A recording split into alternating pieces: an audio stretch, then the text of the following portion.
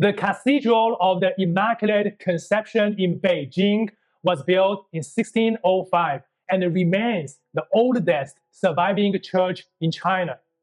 Its builder, the Italian Jesuit Matteo Ricci, played a crucial role in the spread of Christianity in China. He pioneered a highly effective evangelical strategy by integrating Confucian elements with Catholic teachings.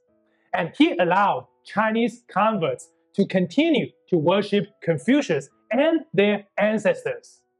But his approach was also controversial and was eventually reversed by the Pope.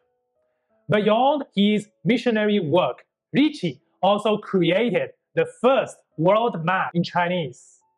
Today, let's talk about the life of this remarkable Renaissance-era missionary. Matteo Ricci was born in 1552 in Macerata, a town in the Papal States. At just 19 years old, he decided to dedicate himself to the spreading of the Word of God by joining the Society of Jesus. In addition to rigorous Jesuit religious training, he also acquired deep knowledge in mathematics, cosmology, and astronomy. These skills would prove unexpectedly valuable later in his career. In August 1582, Matteo Ricci arrived in Macau, a Portuguese trading port near Guangdong province. At the time, China was under the rule of the Ming dynasty. Although a few Western missionaries had already reached the region, they were mostly confined to Macau.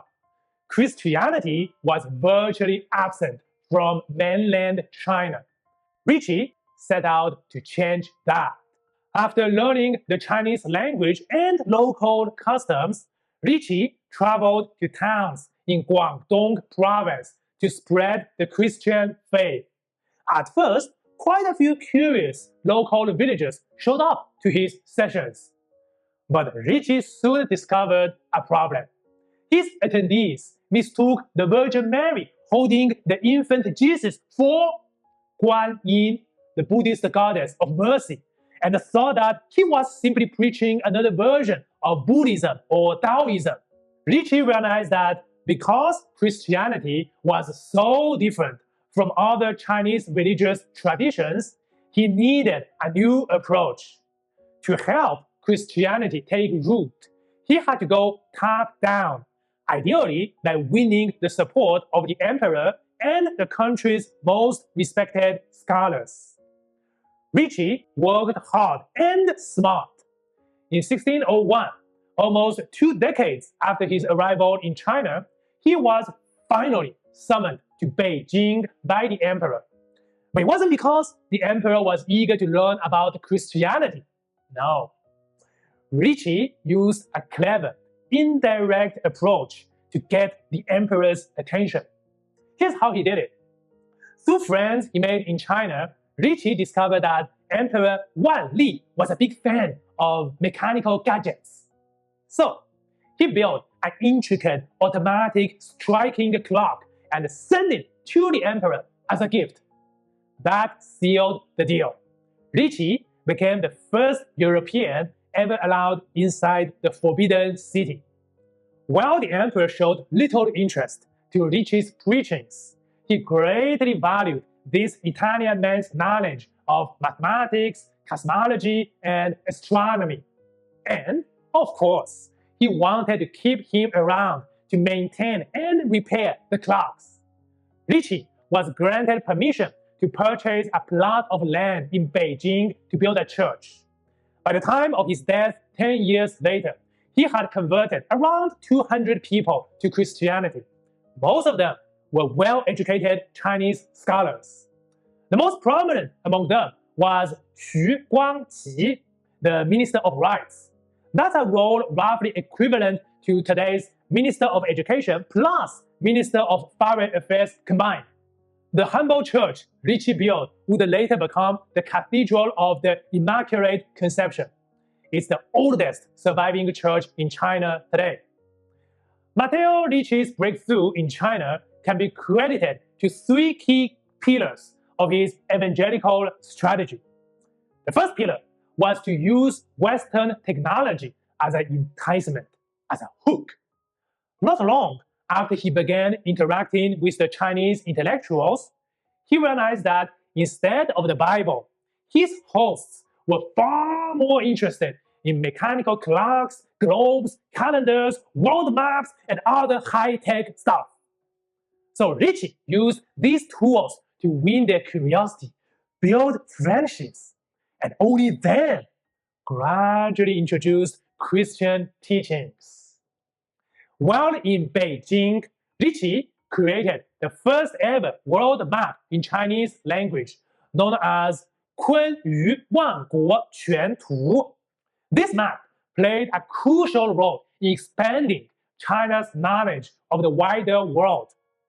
Of course, Ricci was diplomatic enough to place the Middle Kingdom at the center of the map. The second pillar of Ricci's evangelical strategy was integrating Confucian elements into Christianity.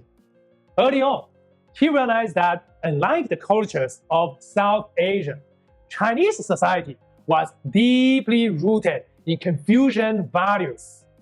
To better connect with his audience, Ricci immersed himself in Confucian texts. He became a sort of expert in Confucius' teaching.